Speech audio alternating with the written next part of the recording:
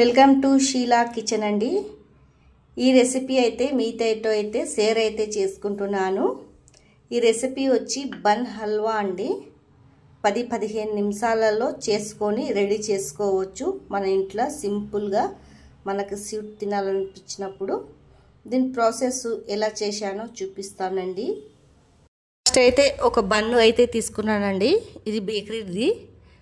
దీన్ని చిన్న చిన్న ఇలా ముక్కలు అయితే చేసుకోవచ్చు. పిల్లలు తినరు కదండి ఇట్లా బన్ ఇస్తే. ఇలా హల్వా చేసి పెడితే ఇష్టంగా అయితే తింటారు. దీన్ని చిన్న చిన్న ముక్కలుగా ఇలా నలుపుకోవాలండి. చిన్న చిన్న ముక్కలు చేసి పొడి పొడిగా అయిపోతుంది నలుపుకుంటే. మనం మిక్సీలో వేసే అవసరం ఉండదు. ఇలానే నలుపుకోవాలా. ఇక పెద్ద పెద్దగా చేశాను. చేయితోటి చిన్న చిన్నగా ఇక నలుపుకోవాలా.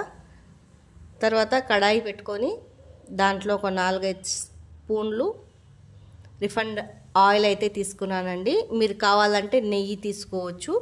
నేనైతే నెయ్యి అయితే తీసుకుంటలేను, ఆయిల్ తీసుకుంటున్నాను. తర్వాత ఇలా నలుపుకొని బ్రెడ్ని దీంట్లో వేసుకోవాలండి. కడాయిలో ఇలా మంచిగా ఫ్రై అయితే చేసుకోవాలా. గోల్డెన్ కలర్లో చూడండి. బాగా గోల్డెన్ కలర్లో వచ్చే వరకు ఫ్రై అయితే చేసుకోవాలా. చూడండి ఇలా కొంచెం మీడియం మంట మీదనే చేసుకోవాలండి. మాడిపోతుంది లేకపోతే బన్ను అనేది. ఈజీగా రెడీ అయిపోతుందండి 10 నిమిషాలలో. ఇలా చేసి పిల్లలకి పెడితే అయితే బన్ తినకుండా మంచిగా తింటారు హల్వా. చూడండి ఇలా మంచిగా ఫ్రై అయితే అయిపోవాలా. తిప్పుతూనే ఉండాలండి, మాడిపోవద్దు కింద. టేస్ట్ మాత్రం చాలా బాగుంటుంది. ఇలా గోల్డెన్ కలర్లో అయితే వచ్చేసిందండి. మనం తీపి ఎంత తింటామో అంత చక్కెర వేసుకోవాలా.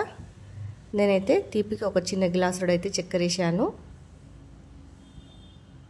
దీన్ని బాగా కలుపుకోవాలండి.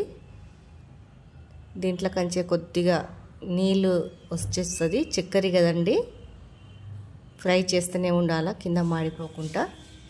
మంట ఎక్కువ పెట్టుకోవద్దు, స్లో మంట మీదనే.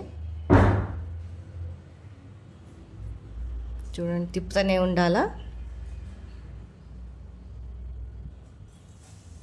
బాగా తిప్పేసుకున్నాక ఇలా అయిపోతుందండి చక్కెర. చూడండి బాగా మొత్తంకి చక్కెర కరగనీయొద్దు. ఇలా అయిపోయాక తర్వాత చూడండి ఇలా అయిపోయింది. ఫ్రై అయితే అయిపోయిందండి. ఇది బాగా ఇట్లా ఫ్రై అయితే చేసుకోవాలా. కొద్దిగా చక్కెర కరిగిపోతుంది. ఇలా చక్కెర అయితే కరిగిపోయిందండి. తర్వాత పాలు పోసుకుంటున్నాను. చూడండి ఇలా పాలు పోసుకోవాలా. బాగా కలుపుకోవాలండి. పాలు పోసి మెత్తగా అయిపోతుంది హల్వాలాగా.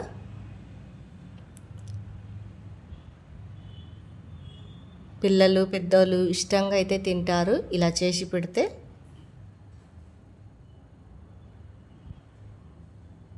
కలుపుతూనే ఉండాలా కింద మాడిపోకుండా.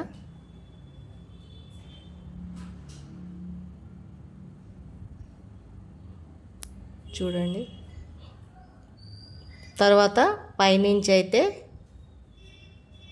డ్రై ఫ్రూట్ వేసుకోవాలండి. ఇలాచి డ్రై ఫ్రూట్లు అయితే పైనుంచి వేసుకోవాలా. చూడండి చాలా బాగా అయిపోతుంది. ఇలా నూనె కూడా తేలుతుందండి పైకి. చాలా మంచిగా అయిపోతుంది. తర్వాత దింపేసుకోవాలండి. చల్లార్చినాక పైనుంచి డ్రై ఫ్రూట్ వేసుకొని సర్వ్ చేసుకోవాలా. టేస్టీగా బన్ హల్వా అండి ఇది.